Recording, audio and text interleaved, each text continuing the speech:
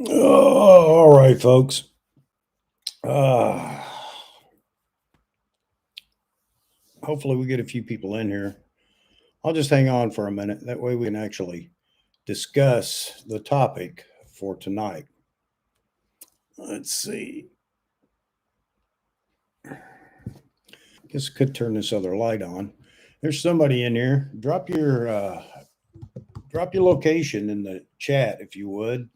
That way, I know who all's here, and we can start this off.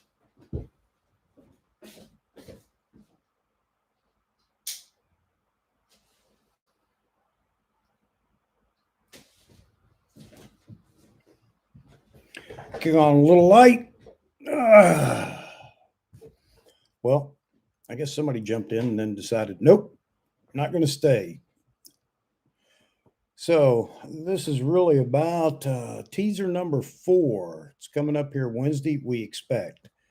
Is it going to be Wednesday? I don't know. Nikon Rumors reported a while back that the official announcement could be on the 28th, give or take a day. So I don't know whether the announcement comes. The teaser has to drop before the announcement. Is the teaser going to be the opening for the announcement? Or is the announcement going to actually happen on the 28th or 29th? We don't know. So it's going to be real interesting to find out. If somebody would drop me a note in there, there's nobody here yet. Well, that isn't going to happen unless somebody's ghosting. Try to figure out whether we have audio or not. That could be a problem. That may be why the first person that came in left so quickly. So what I'm hoping for is a teaser and soon after, followed by the announcement. Nikon India gave us a hint that the announcement was imminent. Imminent, let's give imminent definition of a week. I would guess that all the Nikon USA folks have already been out briefing every authorized dealer that's going to be handling the camera. So we can expect that maybe they got that out of the way and the announcement will be soon to follow. When the first teaser dropped, we kind of expected it to be every week, and it pretty much has been. Not at the normal time, but that's okay. That's fine. And I had mentioned that some of the people were complaining, saying, "Why the teasers? Why can't we just get to the announcement?" I can't give you an answer to that, but I think that having the teasers up front allowed Nikon to get the information out into the hands of all the dealers that are going to be selling this camera. They all have to be briefed on its capabilities and everything so that they can answer questions.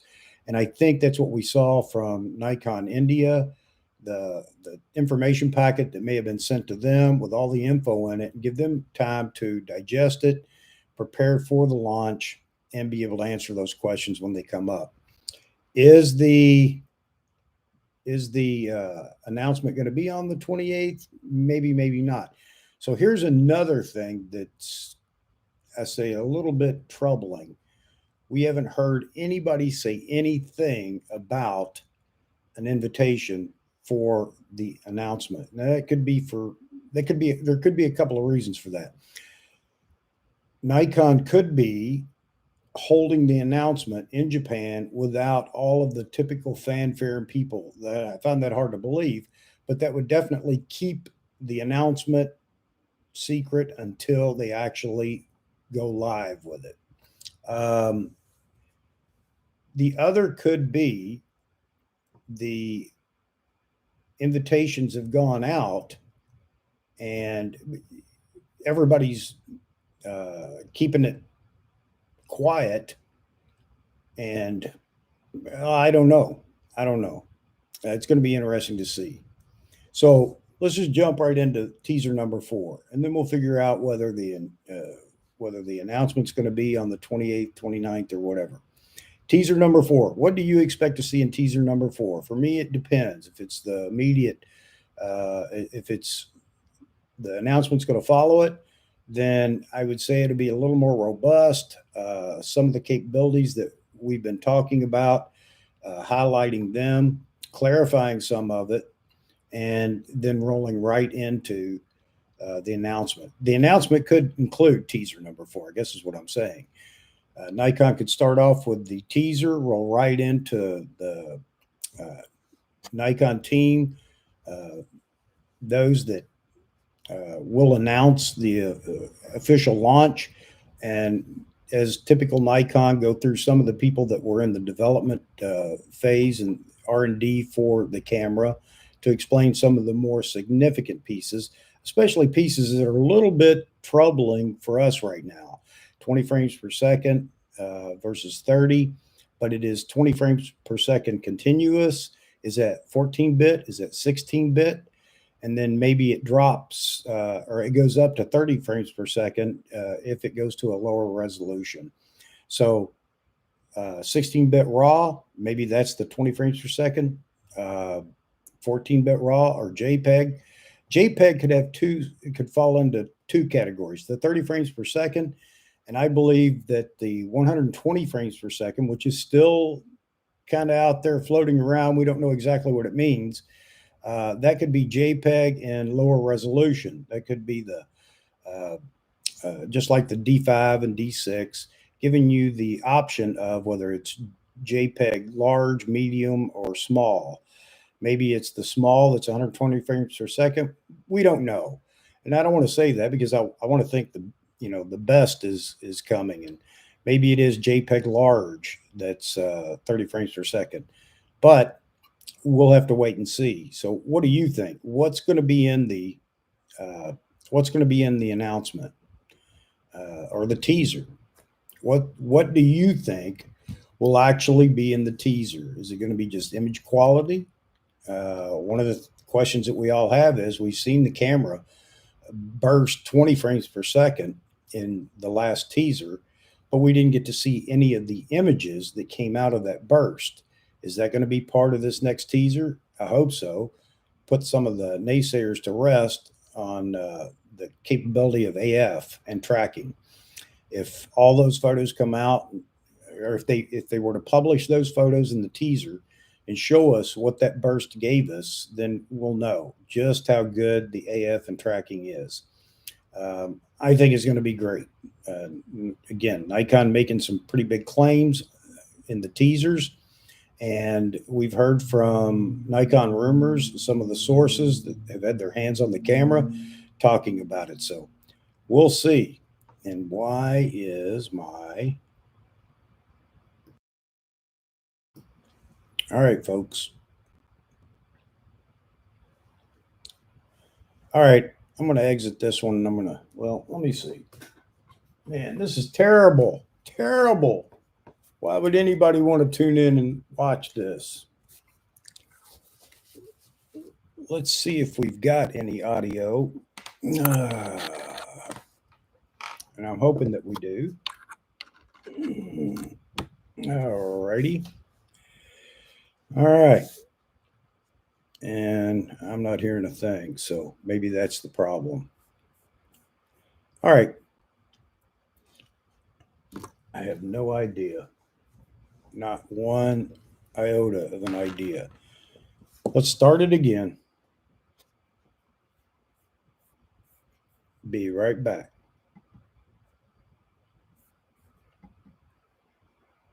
Oh, audio's good. Thanks. You never know. You can do all the audio tests in the world before you start, and this is what you come across. All right. So again, what do you think? I guess it's Nathaniel. What are we going to have in the teaser? I'd also like to see maybe not just the resolution and the fact that the AF tracking was sticking to the eye, looking at all the images that came out of the burst. I'd like to understand this 8K 60 with a firmware update. I'm sure we're not going to get that until the announcement. That's not going to be in a teaser. But that's still a question in everybody's mind.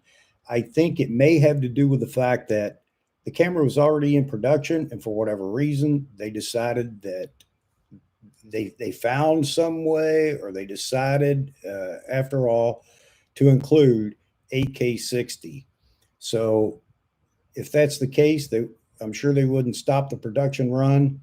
They would continue with the production run and then add the AK60 and a firmware update. Now, will that mean that subsequent production runs will come with that firmware update already installed? I don't know, but we'll have to wait and see. So all the questions that everybody has right now, talking about the frame rates, frames per second, and everything else, I can't wait. I'm really interested to see what they have to say in the announcement. Again, those are going to be things that are going to come out of the announcement, but the teaser itself, I can't imagine what they're going to put in this fourth teaser. I can't think of anything that they haven't hinted at in the other teasers, other than going back to in that burst run of 20 frames per second. Was the camera actually tracking the eye? Was the AF tracking keeping up with every shot? We don't know, but it would be nice to see the results from that burst and kind of confirm what we want to hear, is that the AF tracking is on another level definitely compared to the other Z cameras, but on another level compared to the A1 or the A9, which is something else I want to say. I don't want to be one of those braggarts and, my camera's better than your camera. I've heard a lot of people talking about this is the shot across the bow for Canon and for Sony, and it's going to be the best camera ever. Now we get to reign supreme on the throne as the king again. You know what? More than anything, we should look at it as this is for us, all of us faithful Nikon shooters. It's not to scare any other brand, which of course it won't. But it's not about saying it's a shot across the bow. It's about saying, look at what they've done for us and enjoying all the capability they put into this one camera. I'll say this too. I've said it earlier, talking about the price point. We know the price point. Well, we don't know. We've had sources that have had their hands on the camera talk about the price point is going to be lower than the D6. That's not Nikon saying it. That's just folks that have had their hands on the camera. How they came about that, I don't know. But we all know that people talk behind the scenes. And so maybe this thing comes in at $59.99, or I think it may come in cheaper than that. That may sound crazy. This isn't to put a shot across the bow. This is to open the door for more people to get into the flagship cameras. If you can afford Z7 and buying a lens at the same time, that may equate to the cost of just purchasing this flagship. How much better would it be for Nikon if they could get this flagship into even more hands? And not just that, I've heard everybody use the term, well, the pros. Yes, pros do buy flagship cameras. No ifs, ands, or buts about it for what they do. They buy them because they need them. Not all pros, but any sports shooter or wildlife shooter like the capabilities, the robustness of a flagship camera. But there are a lot of us out there, us as I've been told I am, a weekend warrior, an amateur. That's fine. I don't care. Their opinion. But how great would it be if wedding photographers that shoot Nikon could jump into this flagship with all the capabilities that it possesses? And tell me that wouldn't help a wedding shooter. If it's cost prohibitive, then obviously it's going to be a tough choice. However, if it comes in close to a budget they were looking at for the next iteration camera, they just might be able to jump into the flagship model. What do you think? Let's see. If it's purely a digital announcement, they don't need much invitation time. Oh, you're absolutely right. And for whatever reason, that may be the case because Japan is taking this COVID situation seriously. And maybe they don't want a bunch of people coming into Japan, or they don't want to travel somewhere. And then where do you go for the announcement? So yeah, it could be just a purely digital or media announcement. And if that's the case, you're right. There wouldn't be a lot of invitations going out. But it is a bit perplexing that we haven't heard anything. Nothing's been leaked about the announcement other than what Nikon Rumors provided. So we got to wait and see. I'm hoping that this thing launches this week. And man, I know everybody's ready for the announcement. A lot of people arguing in the forums are ready for the announcement. So one side or the other can say, see, I told you so.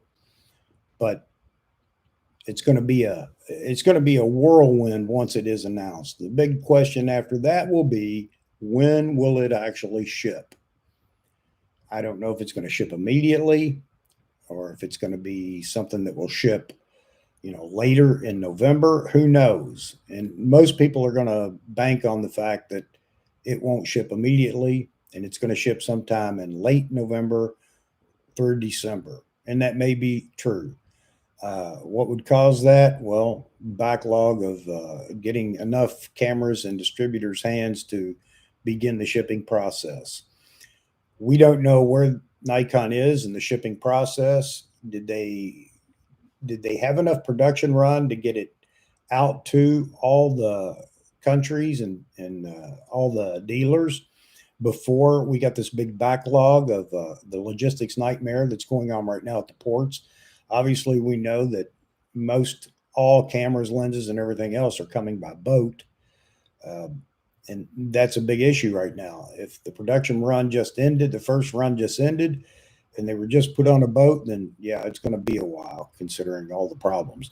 Somebody had floated the possibility of Nikon deciding that they were going to air freight the first production run. It's very expensive, but hey, if they really want to make an impact with the Nikon shooters, that would definitely be one of the ways to go. How many units are going to be in the first batch for each country? Who knows? I know a lot of people are just now talking about, based on the teasers and all the chat and different forums, that they are definitely going to get in line for this camera. I think getting in line now is probably better than nothing. However, you should have been on the bandwagon early on. Take that chance. It's not like you're putting money, you're not purchasing it right away, but taking the opportunity to seek out somebody that would allow you to start a list or get on a list would be the way to go. I'm thinking that anybody that tries to order on the announcement day or as soon as the pre-orders begin is going to be waiting a pretty long time. If this camera proves to be what the teasers show and what the rumors have said, then get ready. And the price point. If that price point comes in sub $6,000, that's going to have a huge impact on the number of cameras that are pre-ordered or purchased. If it comes in at $54.99, man, get ready. The wait will be long. I think everybody could agree with that. Will it come in at $54.99? That's where I'm going to stick to it. I think it's sub $5,500 in the USA. We'll see. If I'm wrong by $500, that's okay. But I really believe it will be a sub $6,000 flagship. And for who knows what reasons, other than the fact that maybe Nikon is ready to make a statement, not to the other manufacturers, but to the Nikon loyalists, that they're in it to support the Nikon shooters. So if the price is as low as floated, they're going to break the market. They're definitely going to sell a lot of those cameras to the Nikon loyalists, people that can't afford it. Let's just say right now that the price point's $54.96.96. That's the typical breakdown for pricing on the cameras, the 96.96. Well, let's say it is. There will be people that are going to go well outside their budget and purchase that camera. And I know a lot of people will argue with me about it, but they will. Because let's get away from this. You have to be a pro to buy one, and you have to justify it, and it has to pay for itself, blah, blah, blah, blah, blah. No, no, there are people that want it. They want what's in this camera, and they're going to buy it somehow. But at $54.96, you're going to have a whole lot of people that can stretch their budget far enough to pick this camera up. Then we get into the pros. The pros aren't going to buy it right away. Some say, oh, the pros are going to suck them all up right away and blah, blah, blah. But the folks that are saying pros won't buy it because there isn't enough long glass yet, well, the pros weren't buying it until the glass becomes available anyway. Right now, they have the glass that they need, all the super telephotos they need, and they're using it with their D6, D5, D4, D3S even, who knows, or even D850, D500. They're using that glass with those cameras, and they're happy. They don't need to jump into mirrorless yet, but this may be what gets them interested in mirrorless.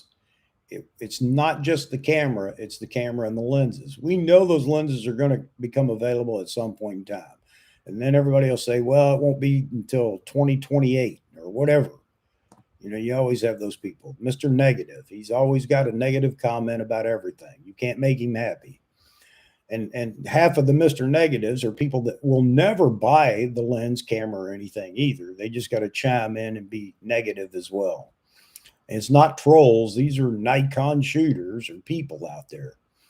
If you can't afford the camera, then that's fine. Maybe sooner or later you'll find yourself in a position where you can. I personally, I have a 400 2.8D old lens. Works great. Love it on my DSLRs. Works just fine. I'm not going to be able to buy the 400 2.8, especially if it's got a TC built in, 1.4 TC. I won't be able to buy that lens anytime soon. That lens will be $16,000, $18,000. I'm sure it will. The 600 f4, I always had a desire to have it, shooting some wildlife with it. Had a chance to buy one used one time and passed. I'd love to have it. I'd love to have both the S line 400 2.8 and the 600 f4, but I just don't see that in my immediate future. The pros do. They've budgeted and they know once that lens becomes available, you got the camera now with the Z9. Now they can afford to start thinking about the glass and a point where they transition over to mirrorless. They're not in a hurry. They're doing just fine with what they have. The rest of us are. Let's see. A-Tarp, D500 user here with the 500 PF. Yeah, beautiful lens, by the way, among others. No need to change it. Yeah, exactly. Exactly, Woody. And that's what a lot of those pros are saying too. I don't have to change it. I'm happy with what I have. Yes, I'd love to have the capabilities I see in the Z9, but I don't have to have it just yet. And if I did buy it now, is it going to be compatible with the G lenses? Is it going to be compatible with the other Nikon glass that we have already? Maybe it will. Maybe that'll be enough for them to convert, jump to the Z9 with the FTZ. We know that there's supposed to be a new FTZ coming out as well. We don't know what that has available in it. I know a lot of people want it to be able to drive screw drive lenses. You know, it's fine. Everybody gets to want what they want, but I just can't see Nikon going down that path. I got a feeling it would be a lot bigger if it had the ability to drive screw drive lenses. And personally, I don't care, but Nikon's not listening to me and saying, well, Chuck doesn't care. We're not going to build it. So I don't know why they jump on me when I tell them I don't care. You know, hey, great. If that's what you want, and if they give it to you, great. But so I think that a lot of people are going to be happy with this camera. A lot of pros are going to be looking at it really hard. And if it looks like it's the next leap in flagship, providing them with everything they want, then yeah, there will be some that are going to go ahead and invest in the camera and wait for the lenses. And there will be some that will just sit back and say, I'm not going to invest in any of it. I'm very interested, but as soon as the lenses are available and I have a whole package, then I'll jump. That's a big man, that's hard on a checkbook to do that. But I always wait a while after a new camera comes out to make sure they got the bugs out. Yeah, and there's nothing wrong with that, Woody. I'm completely different. Man, you announce it. If that's something that I want, I'm going to be one of the beta testers. I'll tell you right now. I was with the D800 and the D4, the D850. Yeah, I'm going to give it a shot. And this may sound terrible, but I can always send it back. I don't buy it with the thought that I'm probably going to send it back, but that is something that I could do. Not to mention the fact that everybody wants it, and because it doesn't pan out to be what you want, you're stuck with it. Early on, you know it, I know it. There are going to be cameras on A9, Z9. I don't know why I keep saying A9. I kept talking to a buddy about A9 yesterday.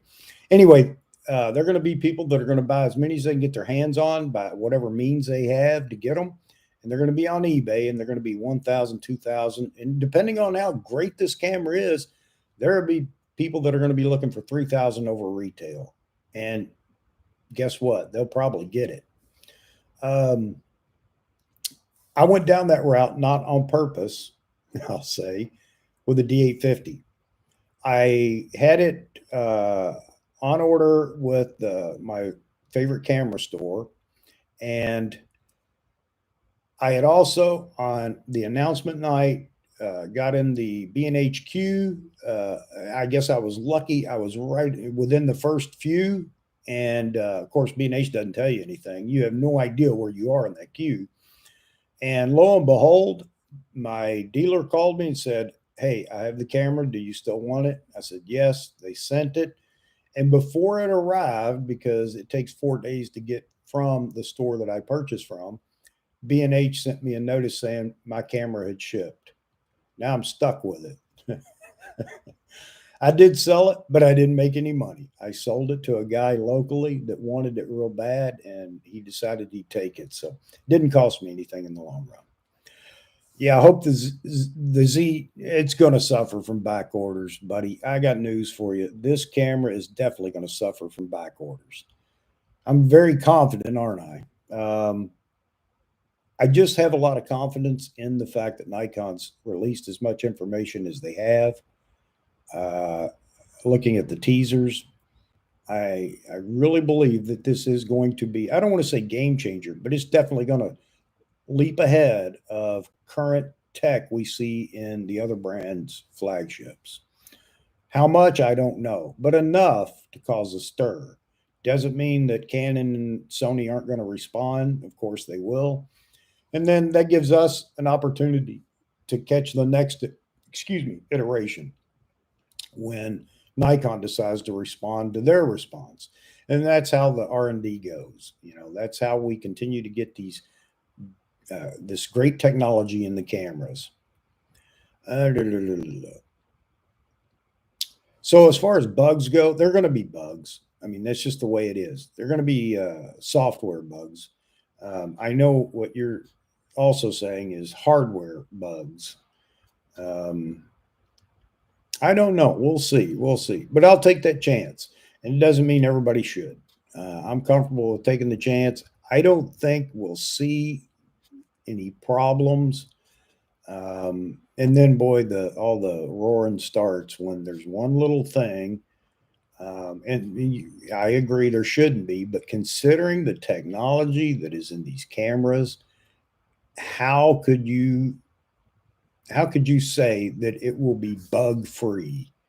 I mean, there's so much information moving in that processor, and I mean, who knows? We'll see. We'll see. I really hope that it doesn't experience any major problems. I don't think that it will. And I've already signed up to be a beta tester, so you can laugh at me later if it's something major, but I'm going to take the chance. I'm pretty confident that it won't be. Lenses so far have been fantastic. I think a great deal of the Z9. Sorry, I can't read around my microphone here. Lenses so far have been fantastic. I think a great deal on the Z9 will tempt a lot of people. If it lives up to expectations. I agree. I agree. I think this camera would have sold a little bit better than typical flagships if it was priced at the normal flagship pricing of 65 to 7 grand. Now, you drop that down to 6 grand, and I think it may sound crazy, but I think sales go up 50%. You drop it to $54.99 and sales double. At $54.99, like I said, there are going to be a lot of people that are going to say, you know what? I'm going to stretch my budget. I'm going to stretch that credit card or whatever it is they're using and take a chance and buy this camera. Some because they need it, others because they just want it. And I'm in the big fan base of if you want it and you can afford it, then get it. It's not about justification at that point. It's just about getting what you want. That's what I'm doing. I no longer have a need for a flagship, but I love a flagship camera. I have since the D4. That was my first. The D5, I didn't get the D6, but I don't know, I can't explain it. I love the way it feels in your hands. It's different from a camera with a battery grip. I love it for whatever reason, and maybe it's just me, but I feel like the color rendition, the 3D feel, and I know it sounds crazy because typically we assign that to the lenses, but there's just something different about a flagship image. I can't explain it, and I love it. Therefore, I sold my D5, and I want to get the Z9. See what else we've got. Lenses have been, yeah, and I kind of got off track there. Sorry about that, KJ. But yeah, the lenses have been fantastic. I was a little apprehensive when I first saw them when they were announced and looking at it, and I thought, I don't know, but I couldn't pass judgment because I hadn't touched it or anything else. And I don't like the influencers. I don't really believe all that they say, do, whatever, and they're not shooting like I shoot. So getting it in your hands and actually playing with it makes all the difference in the world.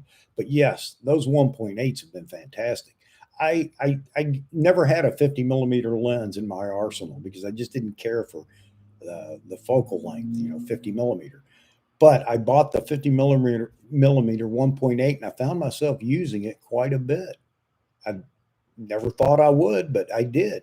And I just love the glass. It's just fantastic. I don't have the 51.2. I've been saving all my money, trying my best to stay away from other lenses. I have the 51.8, the 24 to 70 f4, the kit lens that came with my Z6. I have the 14 to 30, which I think is a phenomenal lens. Is what I'm using right now. So yeah, I really love the 14 to 30.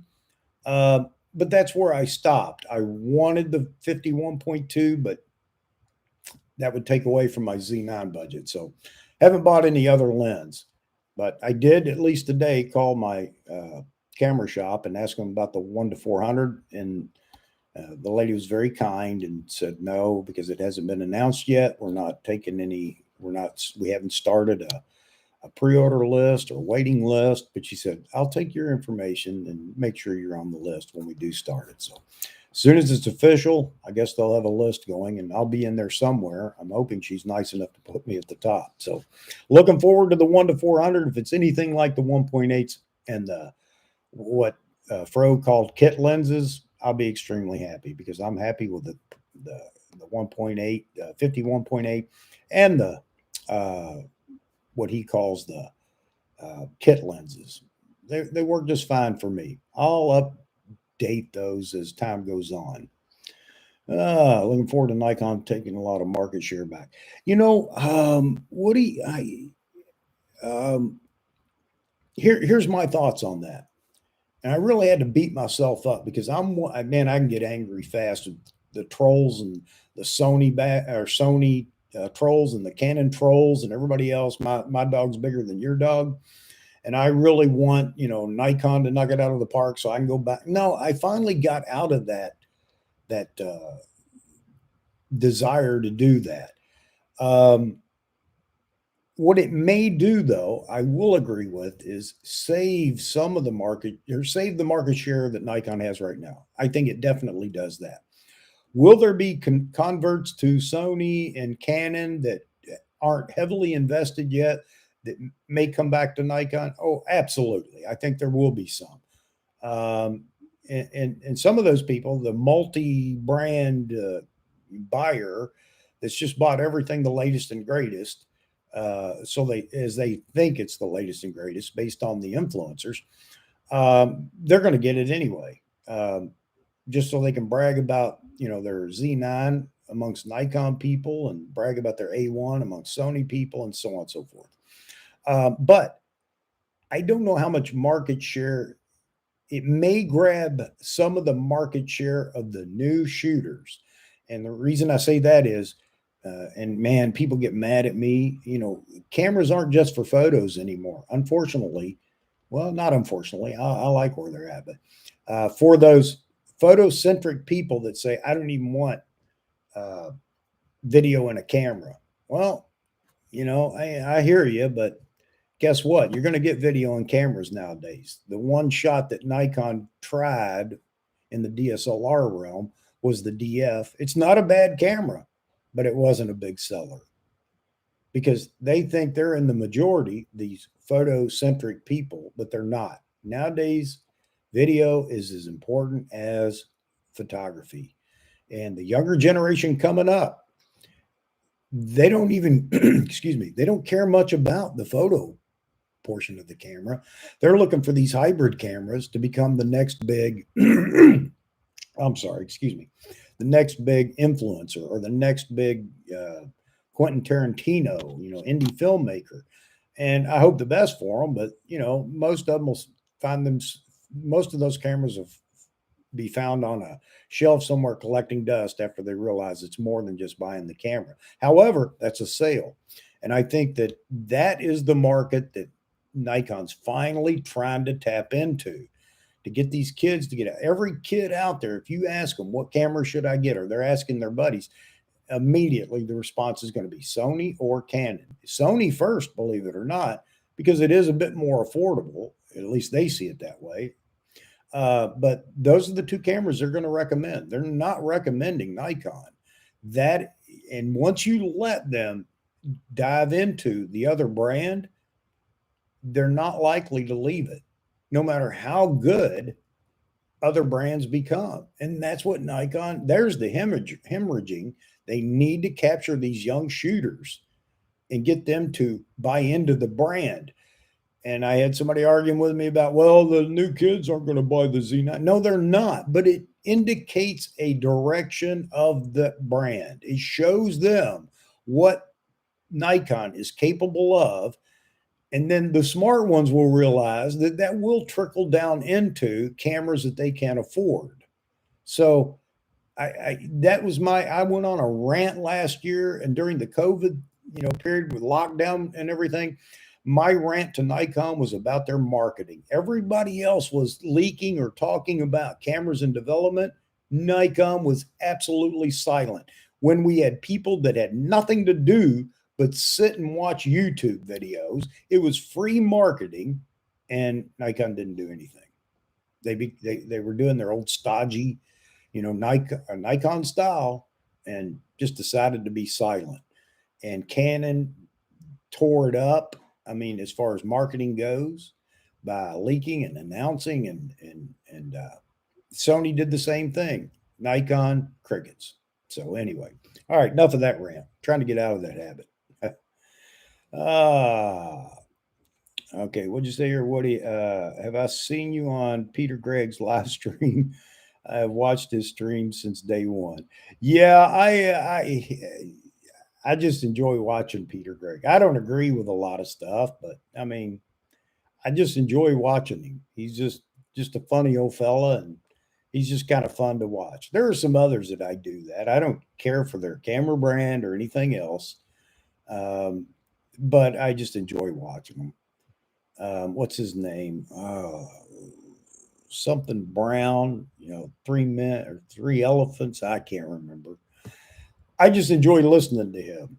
He's got one of those great voices to listen to. I don't always agree with what he's saying either, but I just enjoy listening to him. But yeah, I follow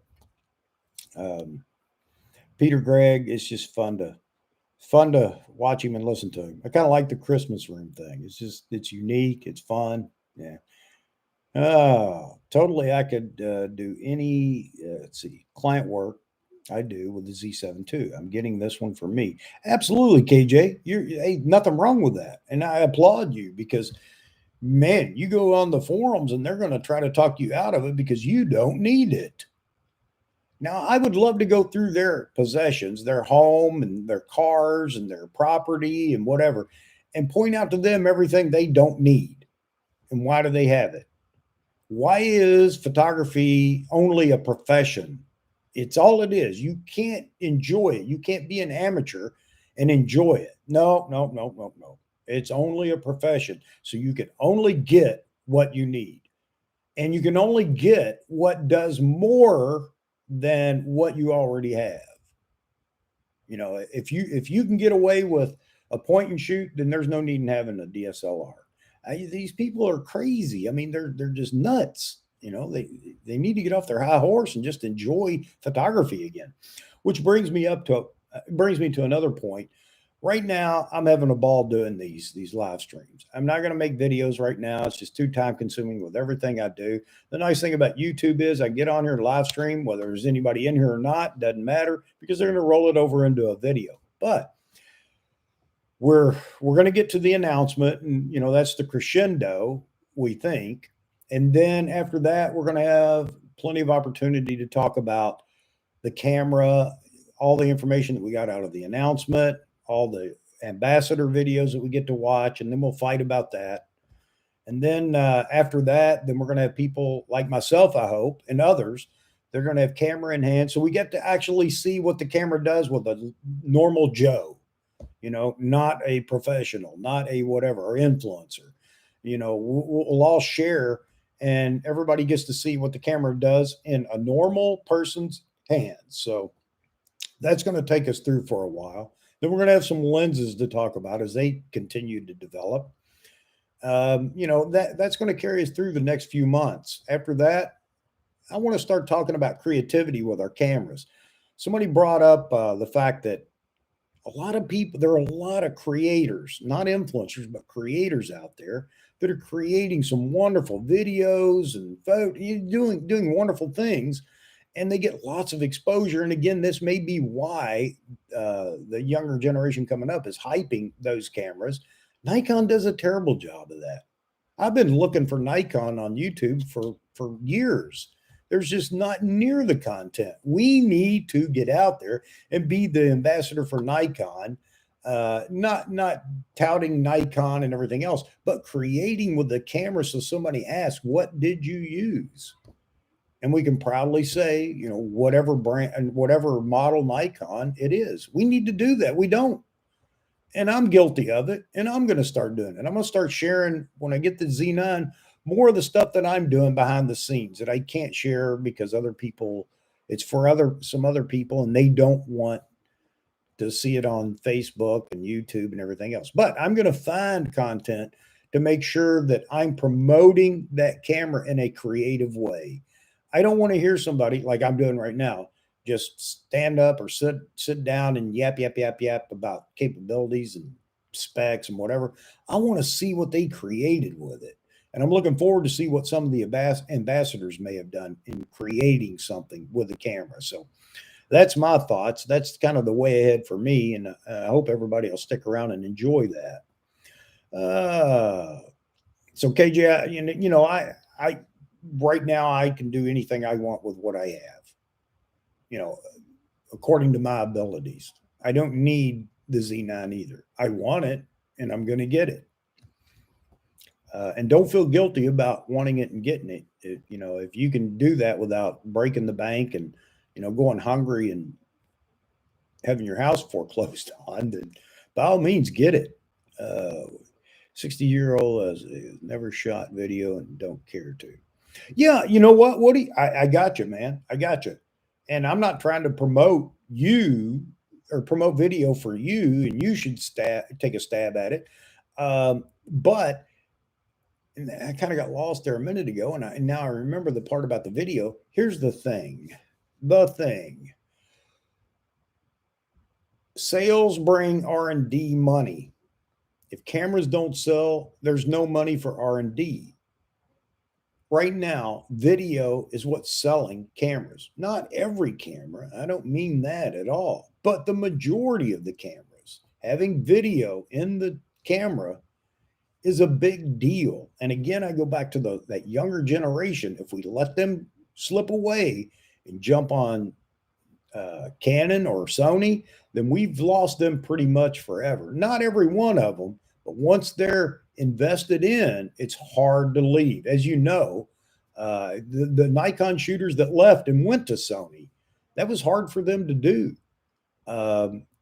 So we need all these capabilities in these hybrid cameras to suit as many people as we can. And I guess, unfortunately, maybe, I don't know what the difference would be in price, but maybe it does add to the price somewhat. I don't know.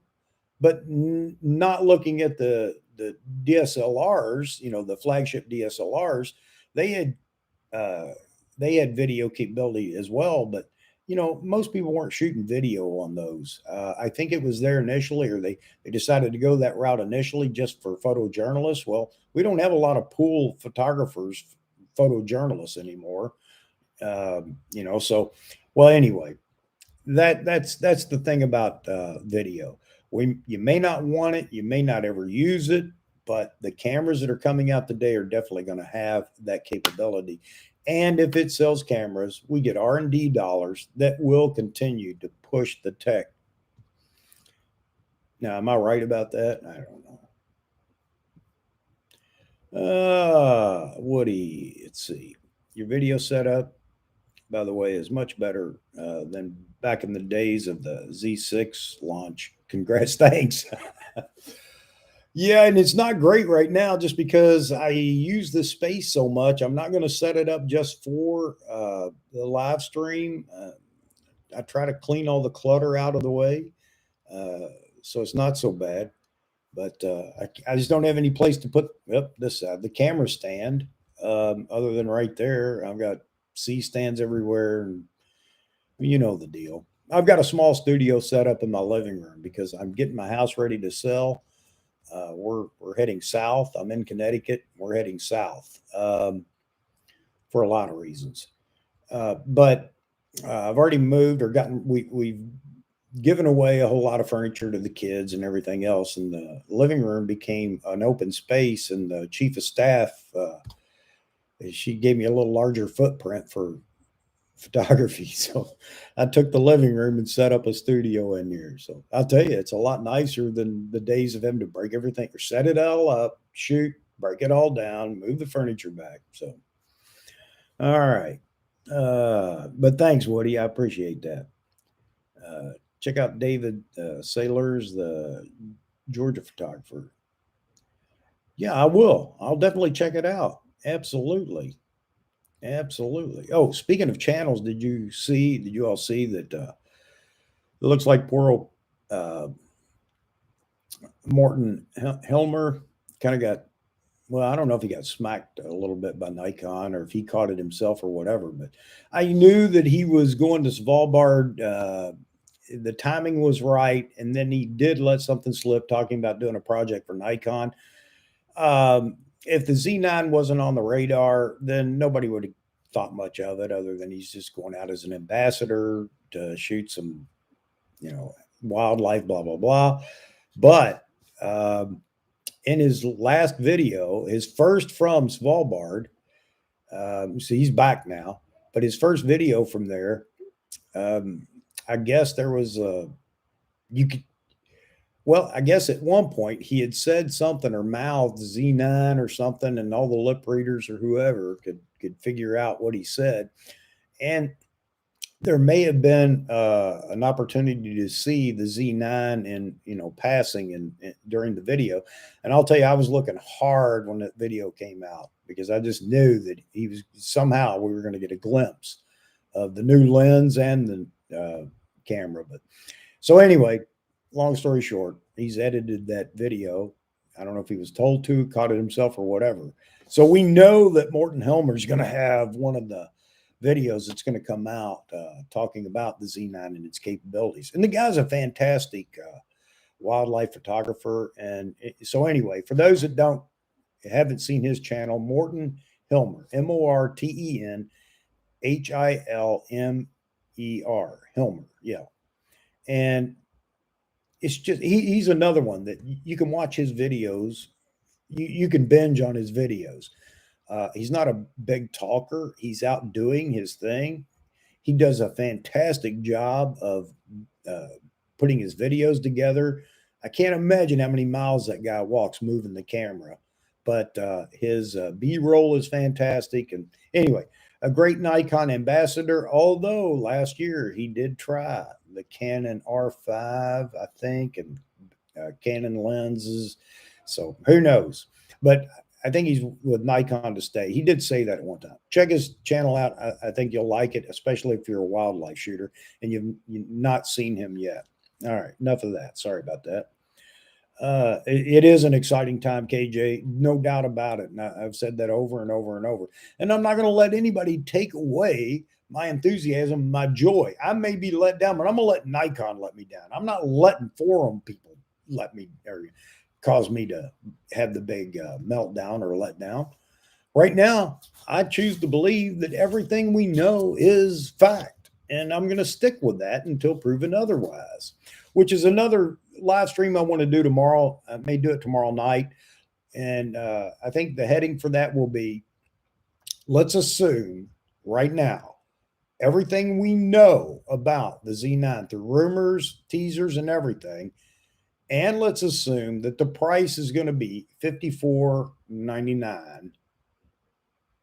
All those assumptions, who's going to buy that camera? I think it opens the door for a whole lot of people. And so who's going to buy this camera?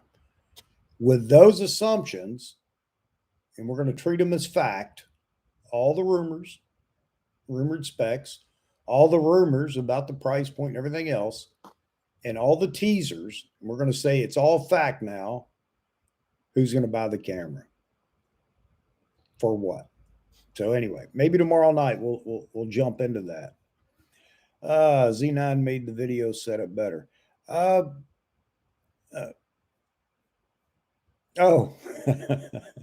okay.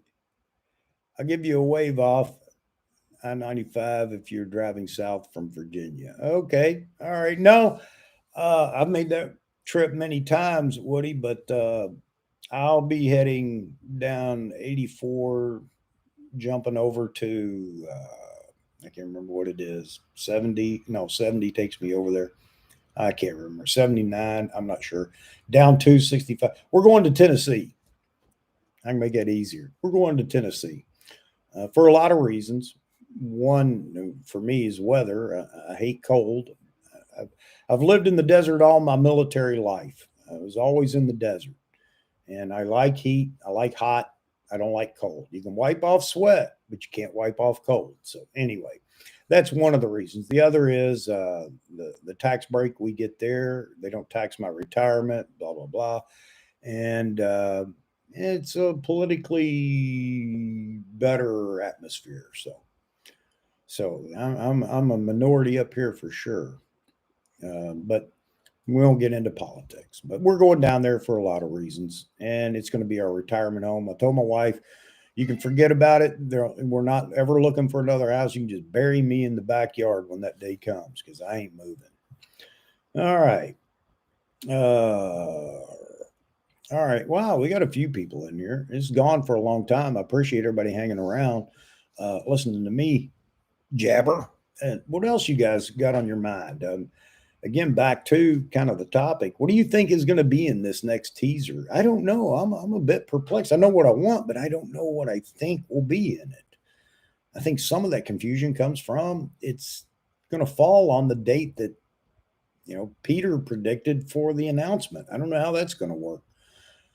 I don't care if they jumble it all together. I'd be much happier than if some people may say, well, it's too much and blah, blah, blah, and they're not going to do it. I don't care. Do it. I'm at the point now where we got enough information. Now I do want it to be announced. How do you guys feel? I'm ready. I want it announced. Because the sooner they announce, the sooner I find out when we can expect to get it in our hands. And then we can take it out and have fun with it. I'm going to do some live stream. I have the, oh shoot, wireless video link. So I may try to do that, set it all up, and maybe we do some live shooting. And I can show the back of the screen, capture, not capture, but show it and all the settings and let everybody decide what they want me to do with it. I've always wanted to do that when people were demonstrating the camera. Hey, do this, but you can't. But maybe we'll do that. We'll have a live stream and man, you guys tell me, what do you want me to shoot? What lens you want me to use? Day, night, whatever, action, we'll try to figure it out because I think that's what we're missing in this community is, letting the regular Joe again get out and shoot the video or the shoot the camera and sharing that with other people. We just need to get better at that. What's the most exciting for me right now, KJ? Man, I don't know if I can put my finger on one. Well, yeah, I can because I said it earlier. It's a flagship. For whatever reason, that's exciting. And I miss my D5. A young lady. I was going to say a little girl. I'm sorry, that's age talking, but a young lady bought my D5, and she's ready to buy it. Her and her dad came over when I sold my D5, and the first question I asked her, I said, "What do you want to shoot?" Or why do you want a D5? What are you going to shoot? And she said, "Concerts." Okay, I'm sold. Then you're buying the right camera. It's a fantastic camera for that. But she knew what she wanted, and it wasn't just I just want the biggest camera or anything else. She knew what she was looking for, and she got a D5 at a good price. So I miss it though. I miss it. I don't have it to hold anymore. The battery grip on my D850 does not feel the same. So yeah, I think it's a flagship, and I got to tell you, for shooting portraits, I don't have to have that IAF, but it does make it easier. You can flow a lot quicker. The only thing it does is now you got to have lights that can keep up with it. And I'm not saying spray and pray, but if the model's doing what they're supposed to do and they're flowing as soon as the camera pops, then man, the lights sometimes have a problem keeping up. So anyway, I like the IAF. I like the wildlife IAF. I have a wildlife or waterfowl refuge behind my house that separates my house. The other side is other homes, but it's all grown up, and I get ducks, wood ducks, mergansers, geese, of course, and beaver. Well, I think they finally got rid of them, but I have a lot of wildlife back there, and I do go back there and sit with the camera on the tripod and just enjoy the moments and shoot wildlife. So that'll be fun to see how it works out. But anyway, that's they're all the features I'm really looking forward to. 8K video, yes. And then I've got all the people saying, well, you're going to have giant cards, camera, and you're going to have upgrade your, you know what? I'll figure that out as it happens. But I do want to shoot some 8K video just for the opportunity to not just crop, but zoom in the video. I like the 4K 120. And I don't know. We'll see what other features. I mean, Nikon's, definitely provided some secret sauce for some of the things they have in this camera. It's going to be fun to go through it and find out just how secret it was.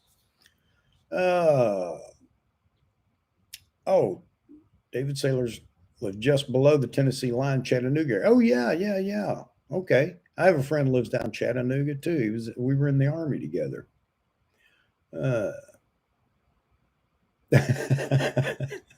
East Tennessee, you're over in the mountains. Okay. I got a friend that lives over there that I was in the Army with. One just passed away, man. good friend of mine.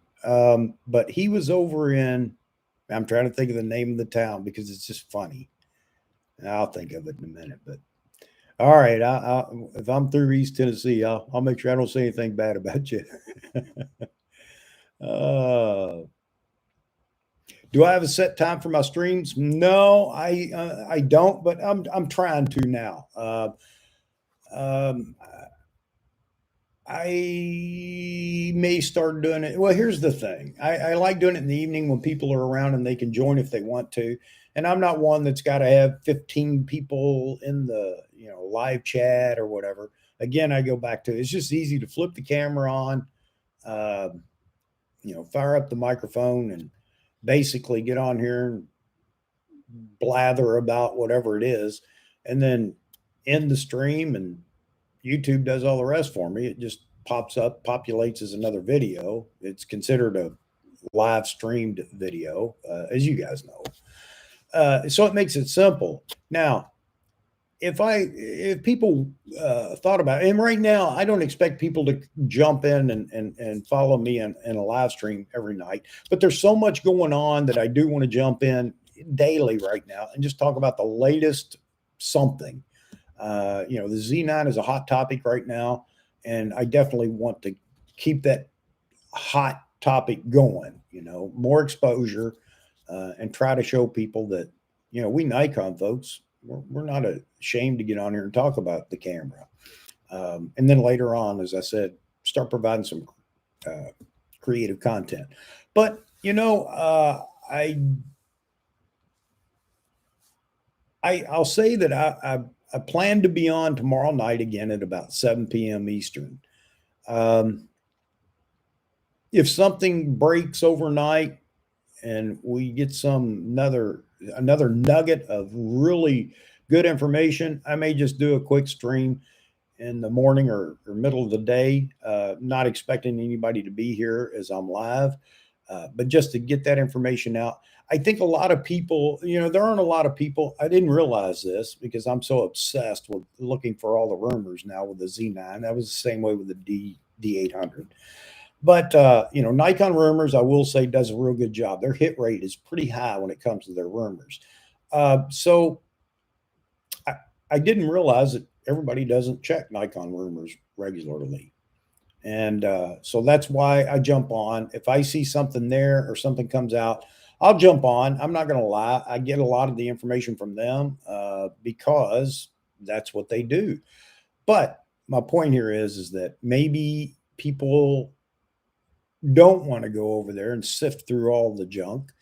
And I can at least get on here and talk about the salient points that just happened and they just found out about and get that in people's hands so that, they can stay connected to what's going on with the Z9. And maybe, well, not maybe, I'll throw my opinion in there. So maybe some people like that and some don't, but yeah, that's me and that's what you get. So, but yeah, so maybe tomorrow night at 7 p.m. Eastern, I'm going to do the same thing. I won't be on here long. If nobody shows up, I'll wrap it up and just say my piece and move on. But then the video will be there so people can always stop by and look at it when they want.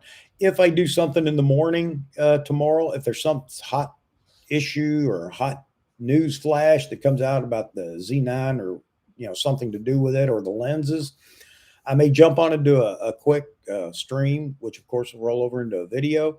But I'll just say right now, Lord willing and the creek don't rise, tomorrow at 7 p.m. Eastern, I'll be back in here, even if I've done one earlier, just to talk and see if anybody shows up and wants to chat in the live stream.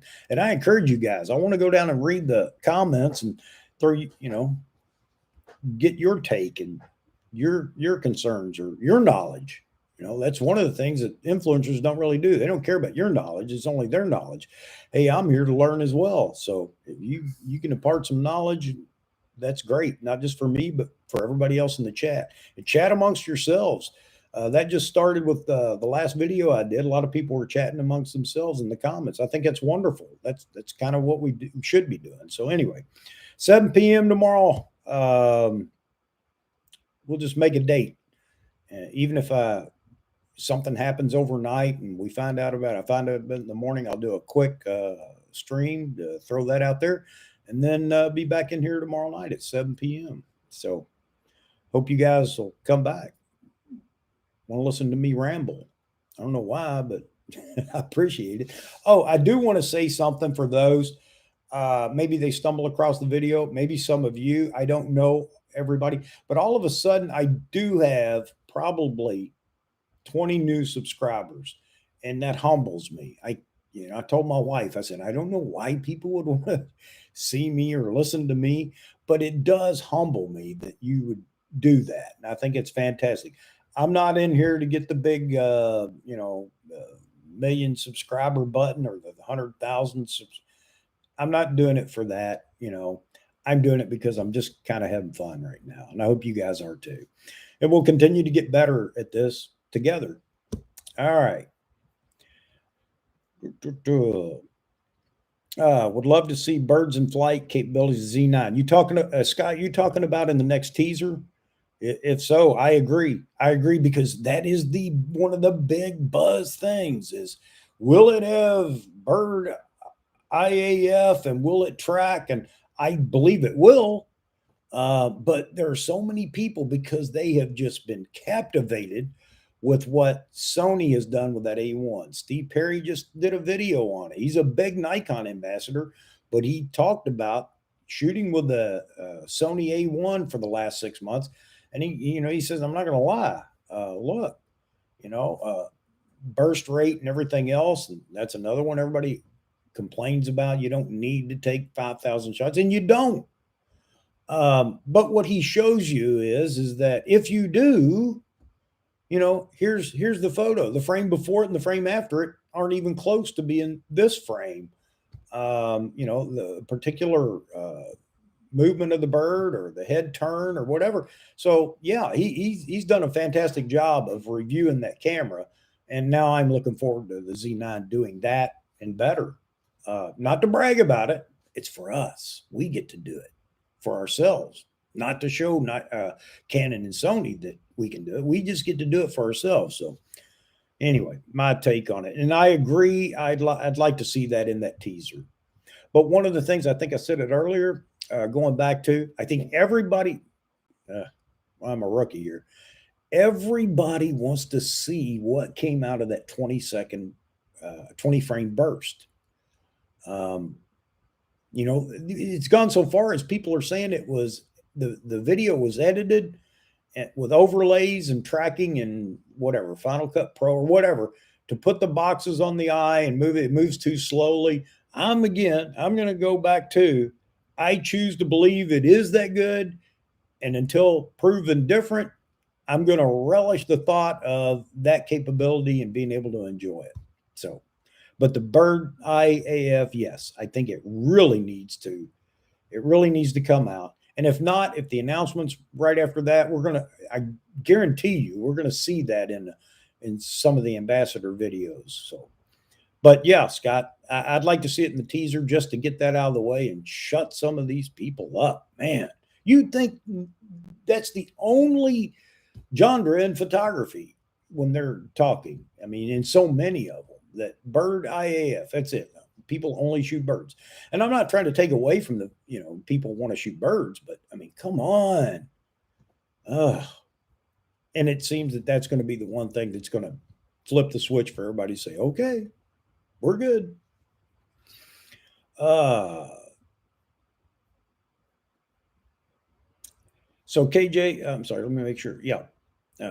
Yeah, Scott, I agree with you. KJ, they say, I'd love to see you bring in other Nikon creators who gets the Z9, more sharing experiences and results, less tech reviews. I agree with you. And the only reason that I think any of us are talking tech right now, I'm not any of us. I'm talking tech right now is because we don't know what the tech is. When we know definitively what the tech is, we'll just read the list and then move on, because after that, let's use the camera. I agree with you. I'm also toying with the idea of seeing if I can find other people and maybe setting up a Zoom meeting live on YouTube and, get the crosstalk going. if any of you would be interested in that, then, let me know in the comments, because I think it's better when we can verbally communicate back and forth. I'm not saying that we can't do it here in the chat, but it's just not quite as personal. And it's easy for me to get off track. I need somebody to keep steering me and say, "Whoa, back over here, buddy." All right. Yeah. Okay. Yeah. I think I understood you, Scott. Yeah. But I agree with you. If it's a 5-second part of a 30-second video that shows the bird IAF, we need it, because a lot of people, for whatever reason, that's it. They're going to base their decision on whether they like the camera, and I guess that's okay. Everybody has their own wants or whatever, but it would just quieten them down to say, okay, I feel relieved now. I'm good.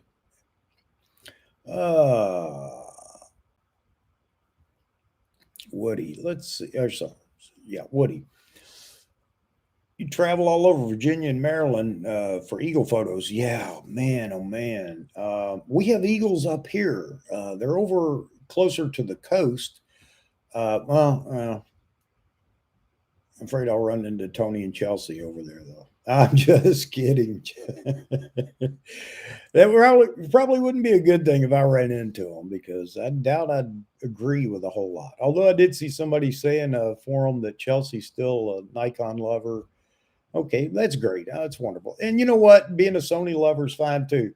But Lord, man, tone it down a bit.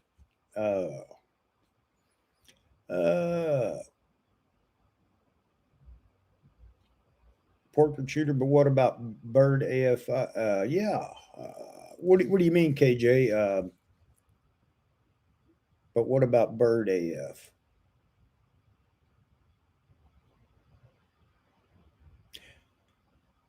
I'll wait for you to respond to that. I'm a little slow tonight, so you got to help me out. Mega Briar Patch. Oh, you know what? Let me do this right now. The reason I have AP Studios for the channel is I have, and I did it a while back, set up I have a domain name, American Photo Shoot. And when I wanted to jump on and put a channel on YouTube, I just decided, okay, AP Studios, American Photo Shoot Studios. But that's very impersonal. I do it for a couple of reasons. One, I'm incorporated with my other business, and no, I don't make a lot of money, that's for certain. But I do business as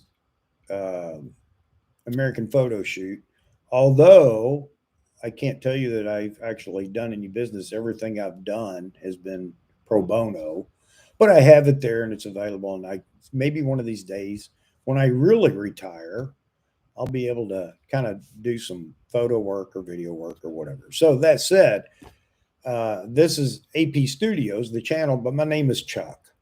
I don't want anybody to think I'm trying to hide my name or whatever, but my name is Chuck. And if you guys want to refer to me in the chat as Chuck, that's wonderful. So anyway, just glad to meet everybody, even though we haven't met other than via this screen. That's fine. Live roundtable, you're interested, huh? Okay. So let's fleas are acting up. Let's look at doing something like that in a few weeks. And like I said, I've been thinking about it, and I really like the idea. I have the Rodecaster Pro or whatever that, for whatever reason, now I can't get it to. Well, it's working, but it's not working as. I don't know what happened. It's like I got attacked by some virus here. All of a sudden, my A10 Mini Pro isn't working the way it was. The Rodecaster Pro isn't. I've checked for updates. That doesn't help. But anyway, all that to say, I can still do phone calls. The Rodecaster Pro will allow me to do that, and so people can call in. I just don't have. I had a phone that I was using just for that. This is back last year, and I wound up giving it to my daughter. You know, kids, you never quit paying for kids. I don't care how old you are and how old they are. You never quit paying for kids. But anyway, I'm going to get another one, and I'll publish that number on the screen, and because it's really nice, it just taps right into the video, and people can call in.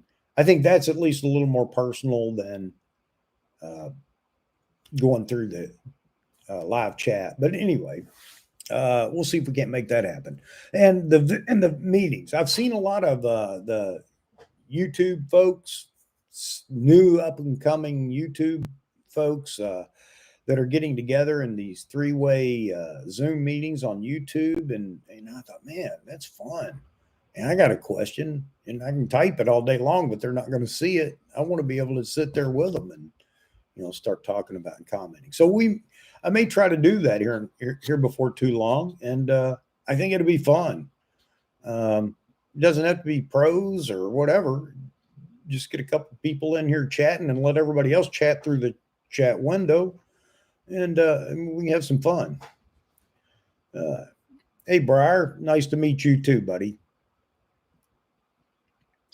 Stumbled across the stream here from Columbia because I'm excited about Nikon and Z9. You got a refreshing enthusiasm. Well, yeah, my wife tells me that all the time. There's a lot of skeptical voices. There absolutely are. Some because that's who they are, but I think for the most part, it's just these negative people. Why they're so negative. And if you ask them, what do you shoot? Well, I shoot Nikon. Well, then why don't you become a little more positive? Well, they've let me down in the past. How? How did they let you down? Tell me. Share it with us so we at least know why you're so negative. And it's always something. Well, there was a recall. Okay. Yeah. Never had a car that had a recall, did you? I mean, come on, people. Get out of the negative vibe thing, and let's have some fun. Right now we can have all the fun we want talking about the Z9 because nothing's come out from Nikon to either say yay or nay. Let's just enjoy what we know. We don't have to go brag to Sony. Yeah, that might be a mistake because then you're going to have to live with it over there in the Sony forum. But amongst ourselves, let's have some fun. And again, that's why I think tomorrow night, that's going to be the topic. Let's assume all the rumors and everything and the teasers and the price point is whatever. Now go. Who's buying it? What's its best use? Who that typically wouldn't buy it will buy it with that information. Treat it as fact. And maybe we can build a little enthusiasm if we can get a few people to stumble across it and maybe jump in there and start saying, that's right. Let's do that. All right. Yours are 12-6. Oh man, buddy. Kids are wonderful. Don't get me wrong. I think the older they get, the more problems they become. I really do. I got 3 daughters. Oh, man. My 6 grandchildren, they're wonderful. My daughters, they drive me nuts. I love them to death, unconditionally. And that's the reason I can say they drive me nuts. Grandkids are more expensive. It makes us happy. There's truth in that, Woody. But that's an expense we enjoy. When your grown child is, hey, you're not using that. Can I have it? No, you cannot have it. You're a grown up. You get things for yourself. Oh, and grandkids are wonderful. The great thing about grandkids is you can always call mom and say, come get them. I've enjoyed them enough. But I don't know that I ever have enough time. I don't ever get tired of them. I don't get to be with them as much as I would like to. So, yeah, it really never comes down to the come get them. So, yeah, but grandkids are great. I'm 60 years old, by the way. I'll be 61 next month. Retired U.S. Army. Did a lot of contracting after that, hence my business. And now it's me time. Love my grandkids, love my kids, but it's me time. that, was it Toby Keith song? I want to talk about, what is it? Me, my, or whatever. It's me time. Me and mama's time. And photography is a passion of mine. I actually shot some photography when I was a teenager. Really never got too far in it. The Army had sent me to a course to learn photography, and believe it or not, I set up a dark room in my garage, my former garage, where I made my own enlarger and developed black and white film, um, and made prints, and had a blast doing that. So I have a film background as well. That gave me all the basics, photography basics. And then when the digital age started, picked up a point and shoot and went to a few shows and took some photos that I was impressed with. Doesn't matter what anybody else was. I was impressed with composition and such. And then that just led me down the path of very expensive hobby. And that's what it is for me. So there you go. A little background on who I am and why I am. So, all right, folks. Anybody got any other comments? I mean, I'd stay here all night. By the way, I made a pot of coffee before this because, well, you got to have coffee. I know we were stumbling around there in the beginning, but it seems we finally got it going. So most people will watch for the first couple of minutes and say, I ain't watching this. And I'm definitely not going through the trouble of trying to edit it in YouTube. So it is what it is. What do I shoot mostly now? You know what? That brings up a good question. Not just what I shoot now. I've never been able to say I want to concentrate on this. I mean, there I go. I want to concentrate on this one area or this one subject or whatever. I've never been able to do that. Does that mean I'll never be good at any of them? I don't know. It's possible. But I just like shooting, and whatever opportunity, presents itself, that's what I'm going to shoot. Like I said, I go out behind the house here. I got the waterfowl refuge back there. It's a creek that becomes a pond right here behind my house. And, I'll shoot ducks. I don't care. I'll shoot mallards. And who wants to see pictures of mallards? But I'll shoot them just because it's fun. And the other thing that it does is it provides a little practice and experience with birds and whatever. My stepson is a motocross guy. I'll go out and shoot him and his buddies. I really enjoy that. I enjoyed shooting the motocross nationals. That was just absolutely fantastic. I would still do it now. COVID kind of changed it, and there just isn't an opportunity for me to do it anymore. It just got way too expensive to do it for nothing, for the pleasure of it. Too much travel and stuff like that. But I don't know. I like shooting portraits, not just typical portraits. I've shot, some for some friends for social media sites, LinkedIn and whatnot. Of course, they're happy because it's not the mirror shot with a camera or a phone. I've shot other portraits. I'll tell you what I do like. I like to do the extreme creative thing, and it's not something that goes over well with the general photographer, group, because all they want to do is criticize about, well, the white balance isn't right. Well, I know it's kind of hard to make the white balance correct if I want this particular theme. So I like doing that kind of stuff. I like black and white. I love black and white. I've shot a lot of black and white.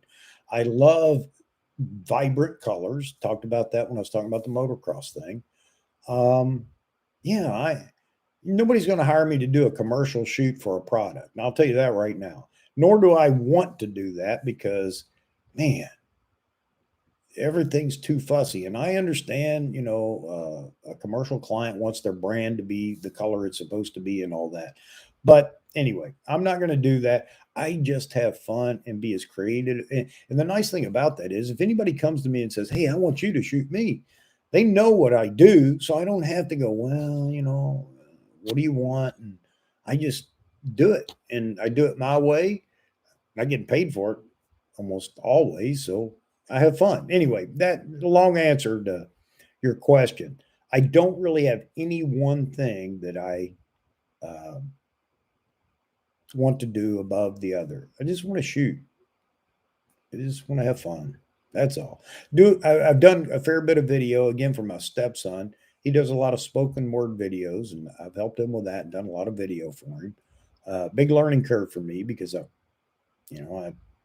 hadn't done video. Started with the DSLRs and then moved on to the Z bodies and now to the Z9, and I'll continue to do that. It's kind of fun. So, oh, yeah, I got way too carried away. See, that's why I need somebody in here with me that can tell me, oh, back on track, back on track. Yeah, the skeptical folks, yeah, went down a rabbit hole on that one, didn't I? Grandkids are expensive. We talked about that. Uh, I have a Z6 II also, Briar, and I do. I like the camera. I'm on the Z6 right now for video. And maybe I need to show. I built a rig for this, and I really like it. I mean, it's just it works out for me just fine because I can put all the things on it I want. I even have a handle on it, and it just works out perfect for me for kind of a run and gun setup or whatever. Um,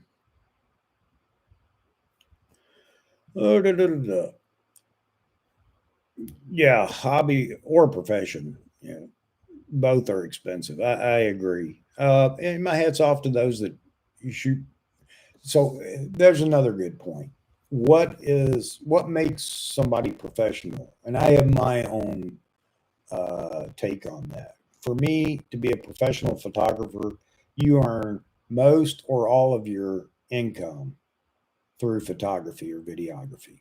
That may not be the correct definition, and it may not be everybody else's definition. But I think we throw that pro thing around way too much.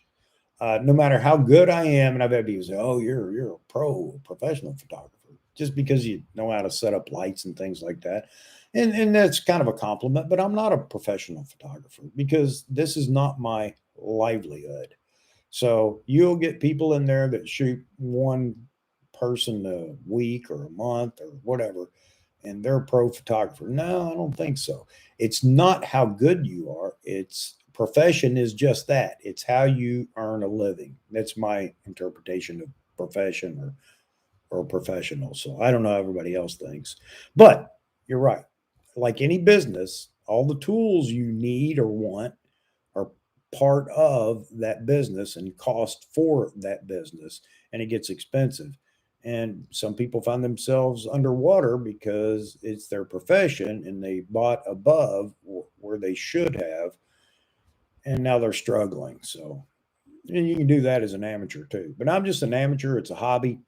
And I have enough, not a lot, but enough income to afford me now, since I'm not buying everything for kids growing up and everything they need and everything else, to afford some of the things that I enjoy. And there you have it. So it's a very expensive hobby, but most real hobbies are very expensive. American sized coffee. Yeah, KJ, I drink coffee all day long. Again, retired out of the army, and it's just one of those things that's ingrained in me. It's what I don't know. I can't say I learned it there. I just started it there, and I drink at least a pot and a half of coffee a day. So, yeah, I'm guilty. It is definitely my vice.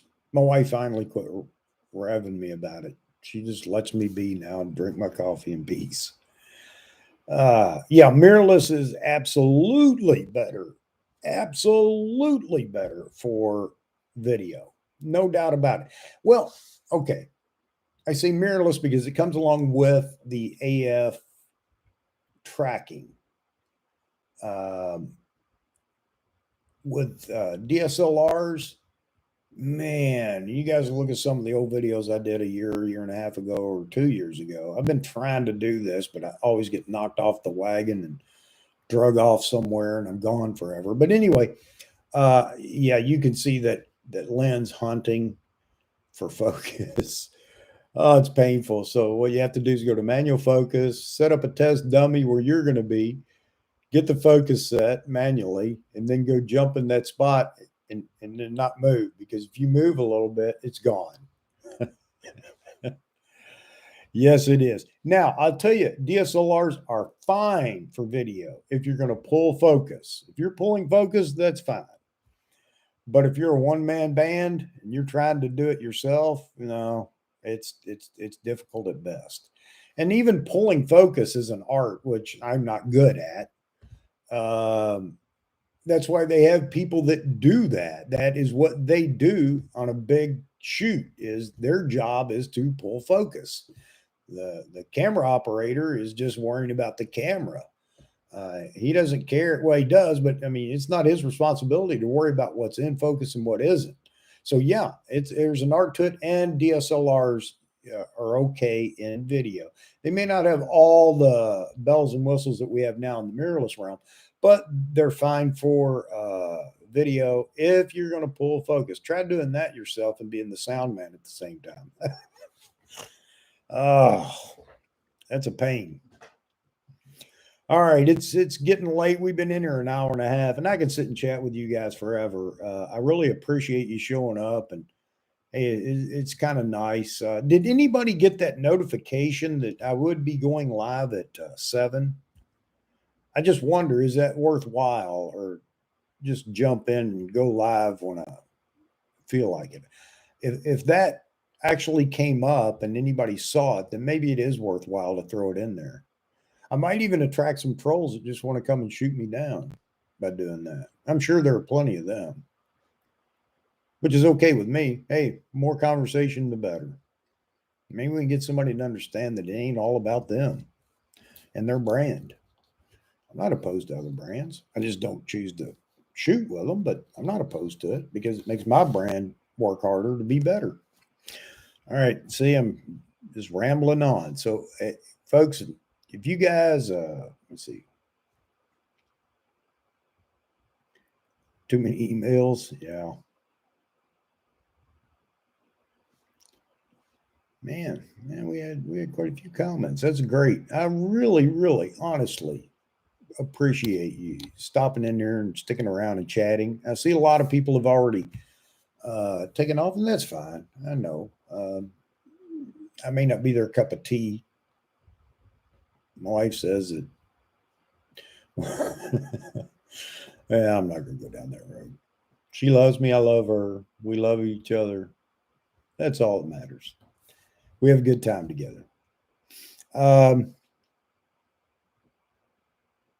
Thanks, KJ. I appreciate that. Yeah, we'll see what we can put together. Eventually, here I'm going to get around to. I want to do some videos. Again, not the talking head spec videos or review videos, but I think when the Z9 does arrive, whenever that is, I do want to go out. I'm going to put together a little montage of video and some photos and things like that, and do a video and let that generate some questions and comments. And I also plan to try to do this live shoot with the camera while we're live on YouTube and let people jump in and, ask, hey, can you try this? Can you try that? I mean, I'm more than willing to do that. I kind of did that with the Z6 as soon as it came out. I have a video. I mean, I immediately went out doing the same thing I'm talking about at night. The only lens I had below 2.8 at the time was the Sigma 50. What is it, a 1.2 or 1.4? And I mounted it to the Z6 with the FTC and took it outside. And, I just thought, well, we'll take it out here and let everybody look at it and let everybody make comments and ask questions and this and that. And it, after the fact, it just turned into a zoo. Well, you moved the camera too much. Well, you didn't say anything when we were live. Why are you telling me now? I mean, that was the whole point of going live, is tell me what you want. I'll do the best I can to show you. So I do want to do that with the Z9. Do a video that kind of shows some of the video modes. different resolutions and some photos or whatever, and let that generate some more conversation, and maybe people will jump in and say, "Hey, can you do this?" I'll try it. I'll try it. You know, I'm not hiding any secrets. I don't have any secrets to hide. I don't have any secret sauce. My kung fu is weak. I'm not like some of these influencers who have that strong kung fu. Not me. I just shoot to have fun. So anyway, we'll get to that as soon as this thing's launched. Our cup of coffee.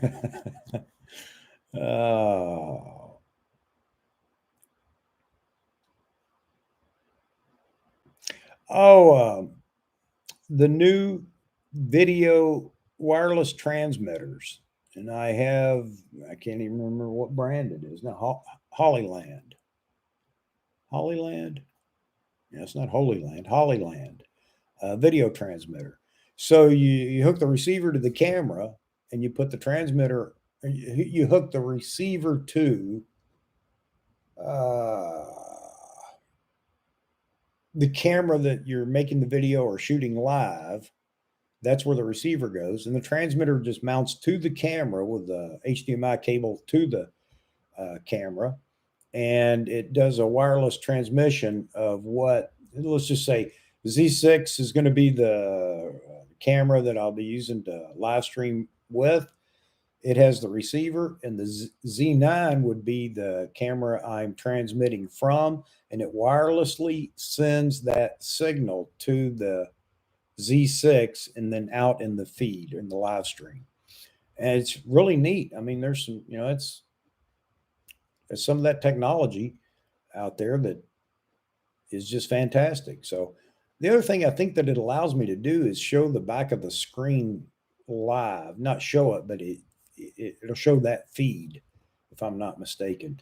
I have to get it out and blow the dust off of it. But yeah, I'd like to do that and be able to kind of show people, a lot of people say, "Hey, what's that over there? Shoot that. Shoot it at 1.8 or shoot it at F9 or whatever," because everybody has a particular thing they want to see. So anyway, it's kind of fun. And of course, though, with technology comes all the bugs, not from the equipment, from the operator. So it'll take me a little brushing up to do and some test runs just to make sure I can do it without too many hiccups. But yeah, it's really neat. It is really neat. Commercial shooters, or all your big shooters, all your filmmakers, they're using these things so that the director and the director of photography and everybody else has a monitor and they can see what the camera is doing, to just see what's actually being done. So it's technology that has finally trickled down from the pro ranks, if you will, down to the regular Joe user level, and it's a lot of fun. So yeah, I had an opportunity to pick it up, so I did, and played with it a couple of times, really enjoyed it, but now I'll have to go back and figure out all the cabling and everything else. So that's something else. I don't know if you guys do any of this stuff, but man, the cables I've got running everywhere just for this, it's remarkable. And I've got two monitors that I use when I'm doing this. So you'd think that make me a professional.